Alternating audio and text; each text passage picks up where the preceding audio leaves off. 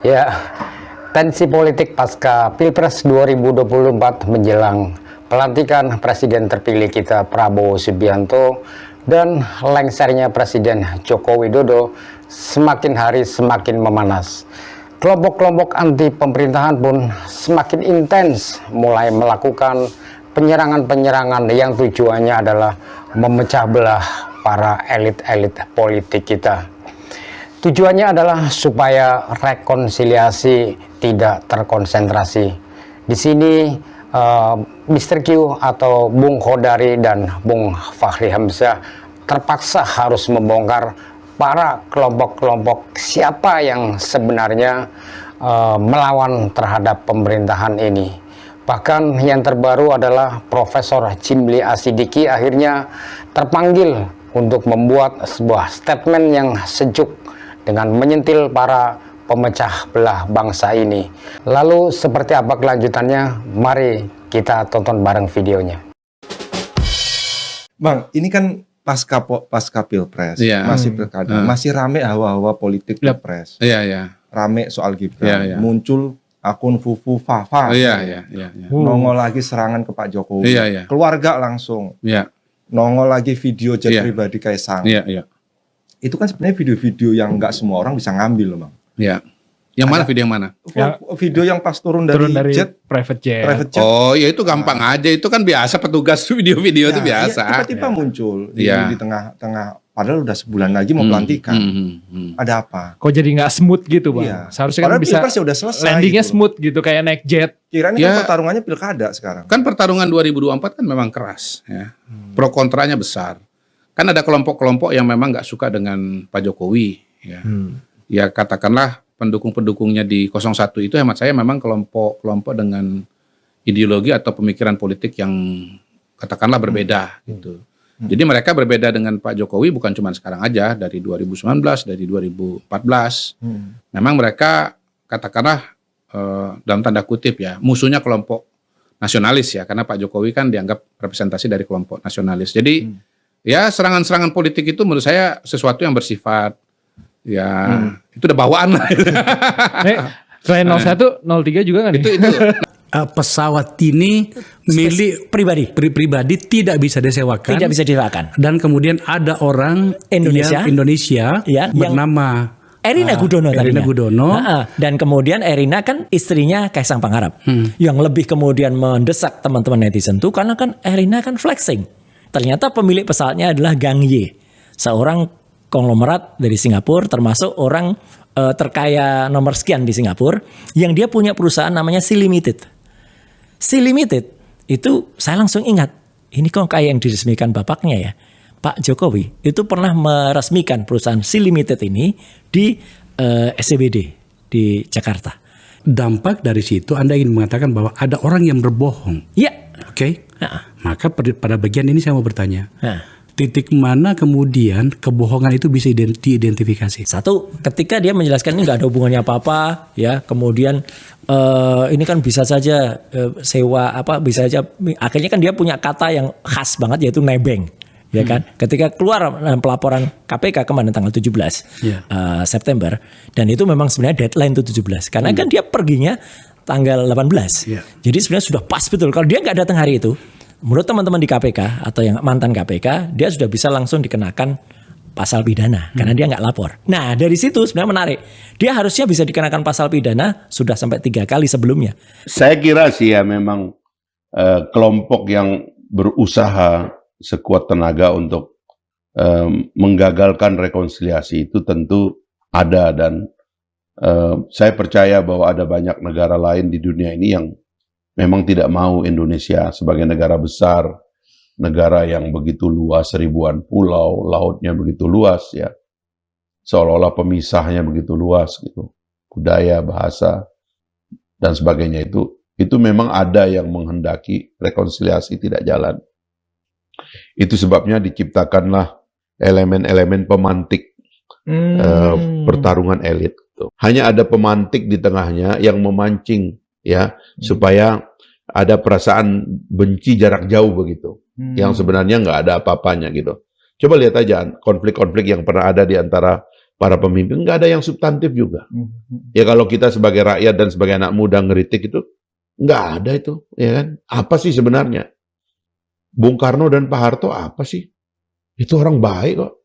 Dan saling memuji, ya kan?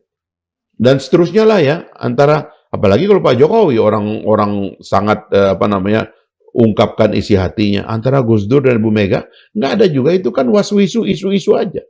Dan seterusnya lah, antara Pak SBY dan Ibu Mega apa sih? Ini soal karena Pak SBY maju, ya dan lain-lain lah. Ini terjadi. Nah, yang kedua, memang ada lawan-lawan politik Pak Jokowi yang nggak happy dengan Pak Jokowi, yang notabene pada 2024 ini ya, terutama dari kalangan PDI Perjuangan ya, yang merasa bahwa Pak Jokowi sudah berbeda dengan mereka. Lalu ada juga kelompok-kelompok yang merasa bahwa Pak Jokowi dianggap pelanggar demokrasi lah, atau merusak demokrasi dan seterusnya. Jadi ya gini loh, nggak ada dinamika politik pun yang namanya media sosial itu pasti akan ada pro kontra, tetap ada hoaks, pasti ya. Apalagi kalau ada dinamika politik yang begitu besar seperti Pilpres 2024. Belum lama kok. Jadi sekarang ini kalau misalnya masih terjadi dinamika seperti itu, ya sangat wajar. Belum lagi kalau kita bicara mengenai pertarungan jilid 2. Pertarungan jilid pertama adalah Pilpresnya, pertarungan jilid 2 adalah masuk ke dalam pemerintahannya gitu.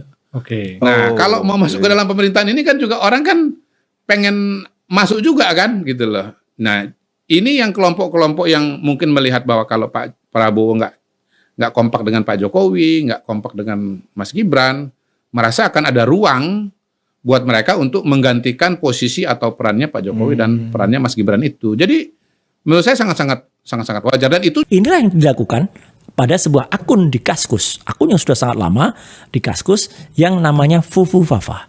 Ya, akun Fufu Fafa seperti pada gambar ini kalimat-kalimatnya seperti itu ya, istri cerai, anak Kami mengambil contoh posisi sampel untuk menghitamkan ya, itu. Setuju. Karena tidak ingin membuat ruang publik kita menjadi semakin tidak nyaman ya. Ya, meskipun ini sudah banyak berita. Udah banyak, tapi nggak apa-apa. Terima kasih. Kami bersikap Terima untuk kasih. Ini untuk menunjukkan ada sebuah akun namanya Fufu Fafa ya, pada tanggal 19 Juni 2018 jam 12.18, kemudian pada tanggal 17 September 2017, tanggal 21 Juni 2014. Jadi antara kurun 2014 sampai dengan 2019. Ya, ngobrol ini ternyata akun Fufu Fafa ini sering banget komentar apa aja berita itu dikomentarin. Nah, termasuk kemudian yang dikomentarin adalah yang terhormat presiden terpilih. Ya, sekarang gitu. Dulu ini adalah bukan presiden, dulu Pak Prabowo ini yang komentarin. Secara pembuktian yang sebutnya yang bisa dilakukan sekarang, scientific investigation, itu tidak bisa dibantah lagi. Ya. Tadi termasuk soal pesawatnya nih, dan sekarang juga soal Fufu Fafa. Pada bagian ini kan kenapa sampai saya angkat dan kemudian saya ingin Anda menjelaskan lebih detail lagi. Kenapa? Karena Menteri Kominfo, sahabat kita Mas Muni itu mengatakan, saya pastikan itu Fufu Fafa itu bukan Gibran. Iya. Anda mau membantah itu? Saya bukan yang membantah, saya kasihan pada dia. Seorang Muni itu panggilannya Budi Ari ya gitu. Kenapa harus memposisikan sebagai itu, dan menurut saya itu benar-benar sangat menjatuhkan kredibilitasnya yang sudah jatuh memang. Menurut saya sekarang ini ada mesin yang bekerja untuk menciptakan salah paham di kedua belah pihak. Dan saya bersyukur karena Pak Prabowo membuat pernyataan yang lantang, siapa yang mengganggu, yang mencubit Pak Jokowi, kami semua berada di belakangnya. Kan kira-kira gitu. Saya kira itu adalah assurance, jaminan dari Pak Prabowo. Itu termasuk akun-akun, ya kan, desas-desus, opini akan terjadi ini dan sebagainya. Semua itu menurut saya propaganda yang sedang dilakukan untuk mengadu domba dan membuat transisi kita tidak lancar, menurut saya gitu. Nah, karena itulah yang kita harus lawan. Dalam transisi ini kita harus melihat satu yang baru. Pelantikan Presiden 20 Oktober yang akan datang harus kita jadikan sebagai hari rekonsiliasi nasional. Justru paling bisa kita pahami dari kasus Fufu Fafa. Kenapa? Itu apa sih relevansinya dengan pemerintahan sekarang? Nggak ada relevansinya. Akunnya akun lama, kemudian juga belum tentu nggak bisa diverifikasi. Kita kan nggak bisa mengatakan hari ini apakah itu betul akunnya Mas Gibran. Yang mengatakan akun Mas Gibran belum tentu bisa membuktikan. Demikian pula sebaliknya, walaupun kata Budi Ari ya Menkominfo dengan perangkat yang dia miliki, dia bisa mengatakan itu bukan akunnya Gibran. Tapi buat apa sih, itu kan 11 tahun yang lalu gitu. Bahkan Pak Dasko sendiri sudah mengatakan Pak Prabowo tidak peduli dengan hal yang seperti itu. Nggak penting itu. Jadi itu adalah jelas upaya untuk memecah belah Pak Prabowo dengan Mas Gibran. Ya kalaupun beginilah, kalaupun misalnya dia nggak masuk, minimal ketika Gibrannya dibatalkan atau nggak disukai oleh Pak Prabowo, kan mereka tepuk tangan kan, hore gitu. Sesederhana itu aja. Karena kan ada anggapan gitu juga kali Bang ya. Kan Pak Anies pas lagi pilpres debat kasih nilai 11 tuh. Pak Prabowo sampai sekarang masih terus ngungkit. Iya. Nah ini Fufu Fafa nih yang diduga Mas Gibran gitu. Oh iya. Yang sampai kejam lah gitu ya. Nangkap. Tapi kok masa sih Pak Prabowo nggak lebih sakit hati gitu? Oh iya. Gitu sih mungkin itu. Oh iya, oke. Itu pasti ada yang nangkap juga. Sekarang gitu, pertanyaannya, apa yang sudah diberikan Anies kepada Prabowo?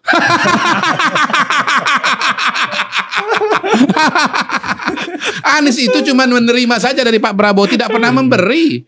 Diberikan dukungan untuk jadi calon gubernur, diberikan bantuan untuk jadi gubernur terpilih. Bisa terpilih sebagai gubernur Jakarta. Karena gubernur Jakarta bisa punya panggung ke nasional, bisa jadi calon presiden. Kok di debat terbuka gitu tega-teganya ngasih angka 11 dari 100 alias 1,1 kepada Pak Prabowo.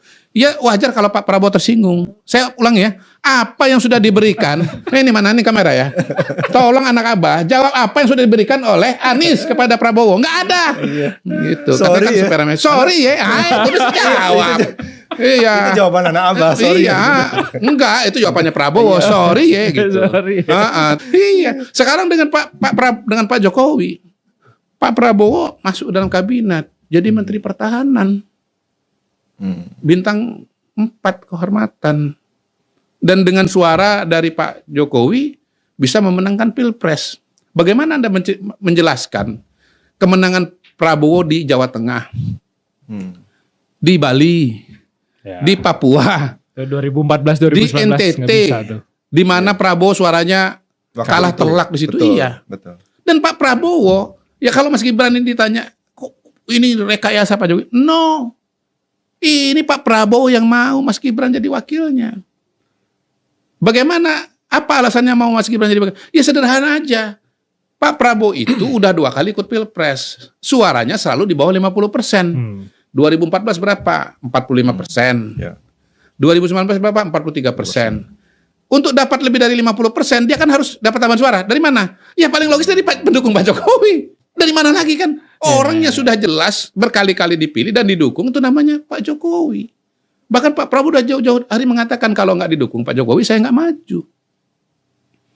Karena udah tahu beratnya lawan aktor Pak Jokowi. Intelektual Gibran jadi wapres itu, namanya Prabowo, bukan Pak Jokowi. Itu dia, itu yang diputarbalikkan oleh anak Abah dan kawan-kawan ini ya. Kawan-kawan Satset ini. Anak Satset ini. Enggak, gitu loh. Tapi ramenya di media sosial gitu kan. Enggak mungkin lah enggak ada tujuannya. Masa tujuannya Yang cuma yang soal Fufu Fafa jet pribadi. Iya, saya kalau gitu saya dikasih dong penjelasan apa lagi. Saya nggak menemukan penjelasan yang lain daripada itu. Apalagi penjelasan yang lebih mendasar daripada itu. Ini kan cuman untuk memecah belah ya Pak Prabowo dengan Mas Gibran saja. Akhirnya kan muncul lagi soal hubungan Pak Jokowi Pak Prabowo. Iya. Nggak baik-baik saja. Iya. Karena nggak mungkin isu-isu begini muncul di tengah Pak Jokowi masih menjabat. Karena ada kaitannya terkait pilkada kan, aturan pilkada akhirnya DPR membatalkan. Iya. Yang kalau kata siapa Pak Dasko, lalu dari teman-teman di PDIP juga ada peran Pak Prabowo lah yang ingin manut soal konstitusi gitu. Nah itu kan terus ada kaitan Fufu Fafa dan lain-lain. Makin digosok nih Bang nih. Abang lihatnya gimana sederhana nih? aja. Coba di list nih ya, dibikin kajian nih Merdeka ya, atau misalnya netizen yang ngomong bahwa Prabowo dengan Jokowi nggak kompak tuh siapa? Lihat aja. Itu orang-orangnya tuh siapa? Rocky Gerung, Refli Harun, ya, Hersu Beno Arif. Siapa lagi? Mungkin Abraham Samad. Ya memang akun-akun yang memang kontra dengan Pak Jokowi. Dari situ aja kan kita udah bisa mengatakan bahwa niatnya memang ingin memecah belah antara Pak Jokowi dengan Pak Prabowo. Gitu.